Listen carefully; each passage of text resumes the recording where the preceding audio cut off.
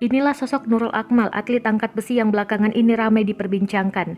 Nurul Akmal sempat trending di Twitter. Videonya saat acara penyambutan atlet yang digelar di Terminal 3 Bandara Soekarno-Hatta, Tangerang, pada Kamis 5 Agustus 2021 dini hari viral. Nurul Akmal mendapat perlakuan tak menyenangkan setibanya di Indonesia.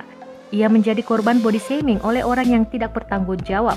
Dikutip dari video yang diunggah Instagram @Tim Indonesia Official, Nurul Akmal menjadi atlet ketiga yang muncul dalam sesi penyambutan.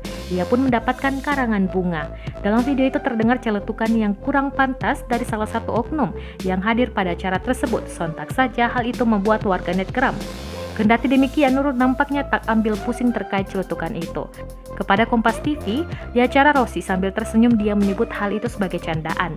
Nurul tak peduli dengan komentar miring soal tubuhnya. Ia memilih mensyukuri, terlebih bentuk tubuhnya membuat ia menjadi atlet Olimpiade. Nurul begitu bangga terhadap hal itu. Terlepas dari viralnya video itu, Nurul Akmal merupakan seorang atlet yang berprestasi. Di Olimpiade Tokyo 2020, Nurul berhasil meraih posisi 5 besar cabang angkat besi ke 87 kg putri. Ia menorehkan total angkatan 256 kilo, 115 kilo snatch, serta 141 kilo clean and jerk. Nurul saat itu tampil di Tokyo International Forum pada Senin 2 Agustus 2021 malam. Meski tak mendapat medali, namun Nurul tetap mendapat pujian dan banyak apresiasi.